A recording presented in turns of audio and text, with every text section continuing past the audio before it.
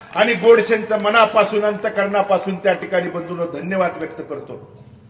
मात्र हा निर्णय झाल्यानंतर बऱ्याच गड्यांच्या पोटात फूटशूळ उठला। काय म्हणले? भालकेंनी स्वतःच्या स्वार्थासाठी त्या ठिकाणी कार्यकर्त्यांचा बळी दिला।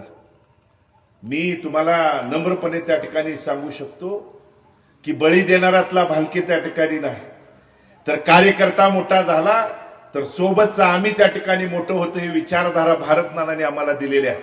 आणि म्हणून ती परिस्थिती, प्राप्त परिस्थितीनुसार पुढच्या लोकांनी 1980-85 पासून आमच्यात मनभेद निर्माण करून अनेक वेळा त्या ठिकाणी पंचायत समिती, जिल्हा परिषद, विधानसभेच्या सत्ता हस्तगत केल्या।